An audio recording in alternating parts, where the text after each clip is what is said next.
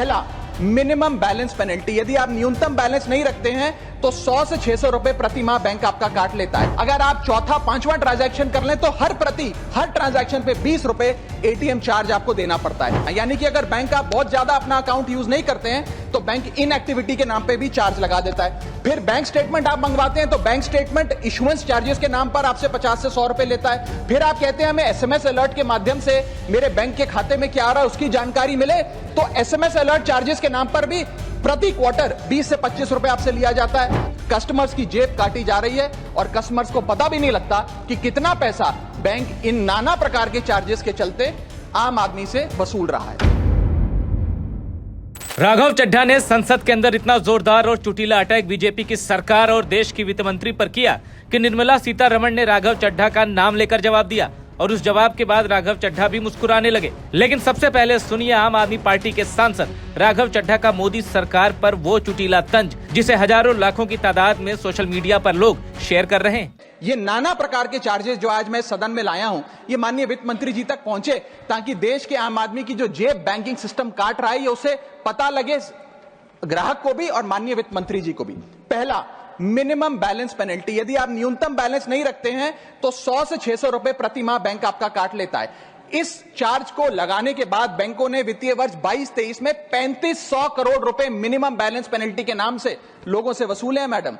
दूसरा charge, extra ATM usage. आपको ATM transaction के लिए 2 से 3 की मोहलत मिलती है, 2 से 3 की इजाजत मिलती है बैंकों द्वारा। अगर आप चौथा पांचवा ट्रांजैक्शन कर लें तो हर ट्रांजैक्शन पे 20 रुपए एटीएम चार्ज आपको देना पड़ता है।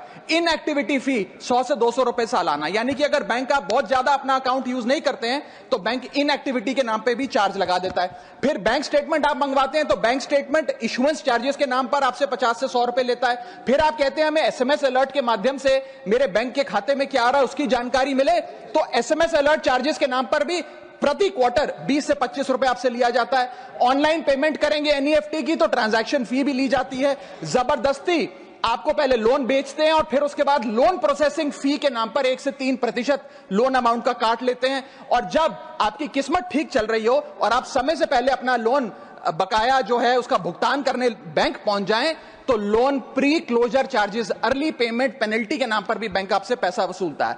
साधारण सा सिग्नेचर बदलवाना हो, नॉमिनी की डिटेल्स बदलवानी हो, उस चेंज पर भी 200 रुपए प्रति ट्रांजैक्शन के नाम पे बैंक आपसे पैसा वसूलता है। और डिमांड ड्राफ्ट पे ऑर्डर बनाने जाएं तो 100 से 200 रुपए प्रति डिमांड ड्राफ्ट आपसे पैसा वसूलता ही वसूलता है। यानी कि कस्टमर्स की जेब काटी जा रही है और कस्टमर्स को पता भी नहीं लगता कि कितना पैसा बैंक इन नाना प्रकार के चार्जेस के चलते आम आदमी से वसूल रहा है। इस एक भाषण से राघव चड्ढा अचानक से आम आदमी और मिडिल क्लास के हीरो बन गए हैं, क्योंकि इतने शानदार ढंग से कामकाजी मिडिल क्लास का दर्द संसद में किसी ने बयां नहीं किया। टैक्स स्लैब में रिकॉर्ड राहत देकर मोदी सरकार ने मिडिल क्लास का दिल जीता, इसमें कोई शक नहीं। लेकिन बैंक वाले जो टैक्स राघव चड्ढा ने गिनाए हैं वो अभी भी मिडिल क्लास के जी का जंजाल बने हुए हैं, बल्कि मिडिल क्लास से नीचे और ऊपर का तबका भी बैंक के टैक्स सिस्टम से परेशान है। अब आपको बताते हैं कि वित्त मंत्री ने राघव चड्ढा को मजाकिया लहजे में कैसा जवाब दिया। स्पीकर की परमिशन लेके वित्त मंत्री निर्मला सीतारमण ने कहा कि अगर राघव चड्ढा बुरा न माने तो मैं मजाकिया लहजे में कुछ कहना चाहती हूँ।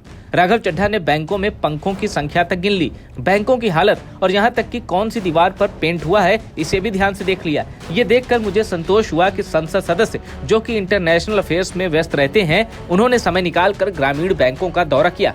राघव चड्ढा कृपया इस तरह के और भी काम करें, इससे देशवासियों को मदद मिलेगी। निर्मला सीतारमण के इस कमेंट के बाद राघव चड्ढा संसद में मुस्कुराए भी, लेकिन जिस तरह राघव चड्ढा ने बैंकिंग सिस्टम की मनमर्जी और टैक्स सिस्टम को एक्सपोज किया है उससे देश के एक वर्ग को सुकून भी मिला है। सुकून इस बात का कि संसद में उनकी फिक्र करने वाली आवाजें हैं।